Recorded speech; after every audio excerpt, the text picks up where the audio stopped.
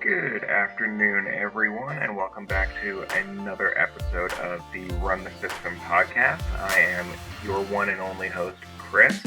And this session, or this episode, I wanted to kind of give you guys a bit of a check-in on how training is going for the Cape Cod Marathon coming up in October. There's been a lot that's been going on, a lot with training, a lot with some other stuff and everything, but I really wanted to do a check-in. I know I've done a lot of guest episodes lately, and I wanted to check in and give you guys an update on how the system that I am running is going. So, right now we are about 12 weeks through our training block, which equates to just over halfway through. It's a total of like 20 weeks about for training, and so far it's going pretty well. I won't lie. We've had some faster workouts. We're starting to get into some true speed workouts this week. Tomorrow is going to be an interesting lunch break when I go and do 800s and 400s. It's going to be great. It's going to be fun. But seriously though, running up here in Boston has been absolutely incredible. I've kind of made some new pathways through where I'm living and discovering new routes and all that stuff. Been keeping pretty consistent with the run clubs on Wednesdays and Saturdays as just kind of some midweek check-ins as well as some bookings of and bookends towards the end of the week of staying mobile and not taking the weekends off or taking hump day off. So what we are kind of working towards is still the sub four marathon time, and so far the biggest obstacle with training has been remembering to bring nutrition on the runs, as well as um, making sure that we are taking the time on feet runs to actually be time on feet and not trying to push faster than we are. It's actually kind of funny. I got my email from my coach this week, and there was specifically, if I see anything below 9:30, I'm gonna yell at you. Um, so it's been interesting to see that because I've never thought of myself as like being too fast for a workout or a run, and that just kind of goes into some methodology behind or some insight and mentality behind like where I see myself as an athlete and where I see myself as a runner because I never thought of myself as the fast person or the fast one on the team or what have you. So now that I'm kind of getting some more confidence with my training because the system is working, we're seeing improvement. We're seeing lower heart rates. Right now, my average heart rate per run is like 160s, which if you've spoken to me in the last year about my running, you'll know my PR is 208, which is absolutely not normal or probably great. So the heart rate has come down along with endurance. The heat acclimation has been going really well. I think possibly it's not the 9,000% humidity that Baltimore has. So that's been really nice. But kind of getting back to it, the uh, speed with everything and seeing myself as an athlete, like I have the confidence and I feel good while I run to continue to run a little bit faster and hit those miles and sometimes try to get the run done faster because I am not feeling the mood for a run. Um, but there is science behind slowing down. There's a reason every one of my coaches has always said in order to run faster, you have to run slower. So I'm really trying to focus on that going into the latter half of this training block and really focusing on staying with the times and paces that I've been given because I know it's going to pay off in the end, but my God, is it frustrating when it's like I feel really good at mile six and I want to gun it and be ripping 8 minute miles. And weird that I can now say rip 8 minute miles, but here nor there.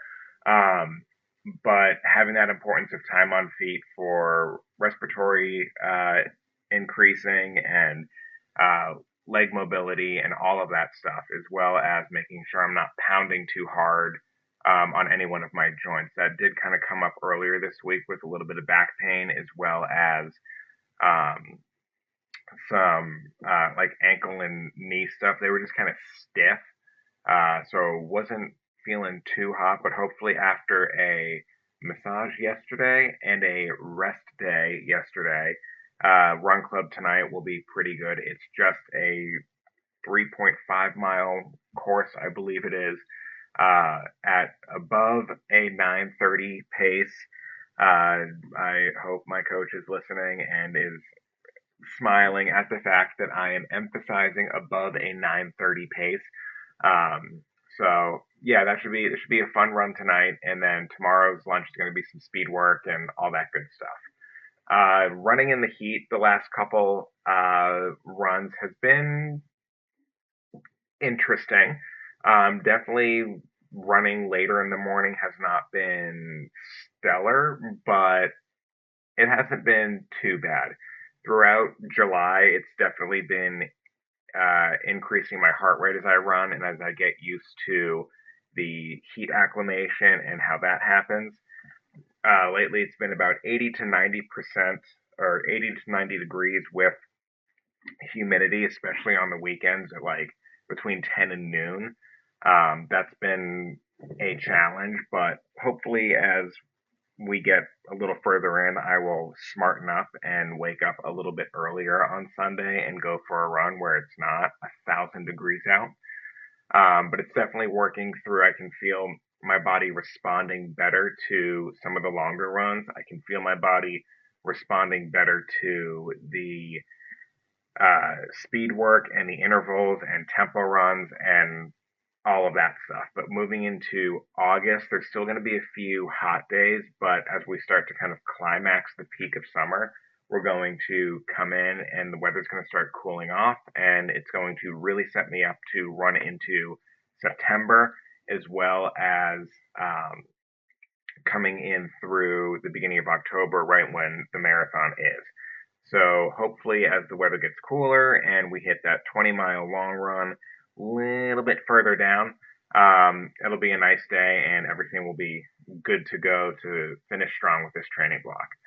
Um, the long run progressions have kind of been a steady increase from just 1 or 2 miles a week, which has been really good to see because by the time I'm done with a long run, it's still challenge, but it's been a consistent challenge. It hasn't necessarily felt like it's gotten harder each week. It's all been proportional. So how I feel after running 11 miles was how I felt after running 10 miles, was how I felt after running 9 miles. So that slow progression has been really nice to see building on top of those small wins, those small mileage increases, and really being able to push yourself in a productive way to build up the sustainability that is needed for success and ensuring a good marathon training block. Um, lately, as well, I want to get into some tech talk a little bit. I've gotten a bunch of new shoes lately, and I've really been trying to rotate and have an actual build an actual rotation with my shoes. So I've been running in the run I did on Monday was um, in the Asics Mega Blast, which I did that on a treadmill. It was 7 miles on the treadmill, and those were really bouncy and really responsive. I haven't been doing too many long runs in the Mega Blast just because as I come down on them, I really compress the foam and I don't get as much energy return out of them as I feel I want to. So long runs have primarily been in the Super Blast by Asics, or Super Blast 2s, not the 3s. I've also done some kind of pub runs in the Adidas Hyper Boost Edge.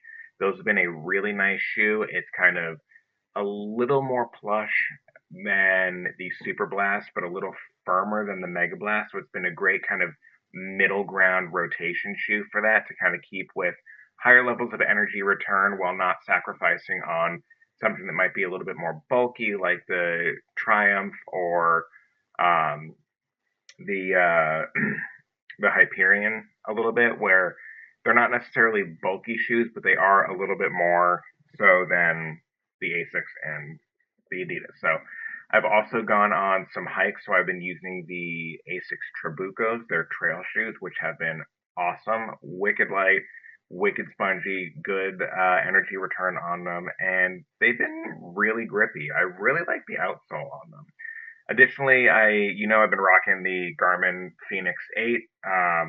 That has just been a godsend, and I've actually started taking my gym workouts as well as my weekly miles and putting them into and building the workouts within Garmin Connect and being able to push them out into my watch so I can start the workout. I can start courses if I have them. Been really trying to make my own courses and really experiment with that, and it's been really nice.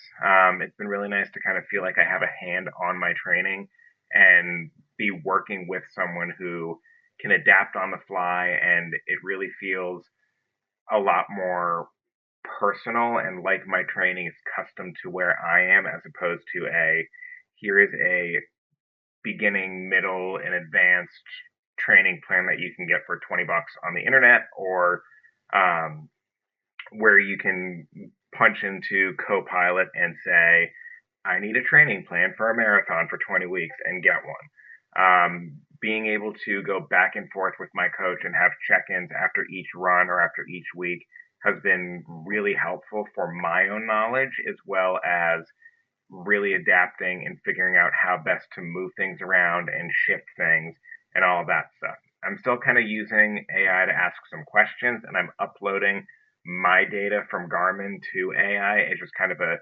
personal analysis, mainly because I'm curious and I want to see what it does. But my general disclaimer about AI, and I know a lot of people are going to come at me, but it is a tool in the toolbox. You have to know when it is appropriate to use, and you have to also know how to use it. You're not just going to give a toddler a power drill and say go. You have to know how to use it, how to prompt it, and how to ensure the results you're getting from it are good. Anyway, beyond that, um, each long run the last couple weeks has been better and better. I felt stronger and stronger after them. The Nerds gummy clusters have been an absolute godsend. Been running with some electrolytes. I have a Nathan vest that I've been using. I'm debating if I want to change up the Nathan vest and get like a different style with different style water bottles on them. The one I have seems a little cumbersome with the giant bladder in the back and everything, but I also don't want to run out of water. So I'm still kind of playing with that to see what's going to be the most effective going into marathon weekend. And now that these long runs we're pretty much approaching half marathons and more every weekend. Now that we're getting into that, this is the perfect time to start changing that up, because no new gear on race day at all. No new gear. Um, so that's kind of what we're thinking on that. Talking a little bit more about the mental side of things, I would be lying if I said I wanted to run and do all of my workouts every day. There's been a lot of stuff going on, just settling in up here and developing a routine, closing stuff up in Maryland, meaning getting my car and registered in Massachusetts and all that stuff. Where I don't want to come home and have to rep miles or do anything like that. I want to be able to come home and relax. Um, so there, with those days that are flat, what I usually do is I can kind of feel them coming based on like the day before. I've I've tried to remove the option for me to not run, where I bring my stuff and I do the workout at the gym on the treadmill. I know it's a treadmill. I know it kind of sucks, but being able to go in and run on the treadmill right after work, 2 blocks from work, it has made it so much easier to kind of cut that variable of I don't really want to run. Um, there have also been some days, especially lately, where my legs have felt a little heavier, and I think that's in part due to nutrition. I think I need to um, up the calories and get also maybe a little bit more like fiber because I don't think I've been eating too much of that. Definitely more protein, and stack into the like 4 containers of protein powder I have because it's just been sitting there. Hopefully they haven't expired. Um, so far I haven't necessarily. Well, that's a lie. Um, I've definitely been questioning my sanity in this and all of this work going into Cape Cod, and then how that is going to look between Cape Cod and Philadelphia, because that's the other thing. I know that I could probably get away with party pacing Philly, but I also know me and know that I'm not going to want to party pace Philly. So where that's going to come in is I really think after Cape Cod, the training is going to be we do 25-mile weekends where we do 5, 10 miles on Saturday and then another 10 miles on Sunday, something like that, where my body gets used to being fatigued after a run and then running again. If you guys recall back when I had Austin Myers on the podcast, we were talking about that with ultra training, where you have to learn how to run when you're tired and how to change things around when you're tired, because it's a whole different kind of training. And while I'm aware of winter training for Antelope next year, we're not really worrying about that next. We're still focusing on Cape Cod. That's still the goal marathon of the year. If Philadelphia happens and we blow up, then Philadelphia happens and we blow up.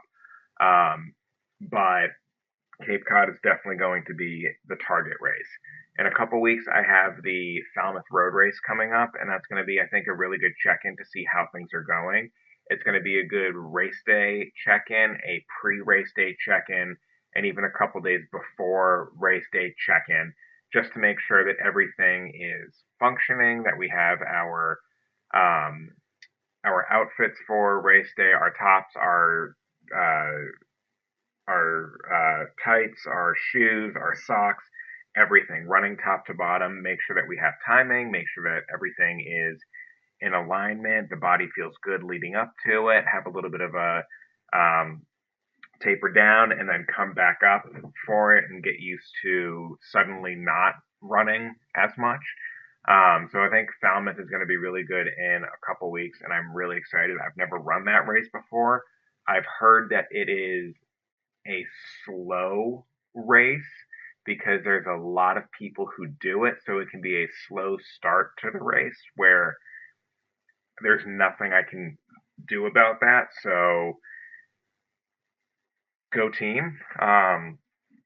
But yeah, so all in all, that's kind of how training has been going. It's been, to sum up, it's been solid. It's been moving in the right directions. I can tell that I'm getting faster and fitter. I can tell that my body's feeling better. I can tell that the race is coming in hot and things are moving. But we're in the right direction. We're halfway through the training block, and Cape Cod is approaching, and hopefully all of this lands in my favor and we hit our sub 4 goal, because that would be absolutely incredible.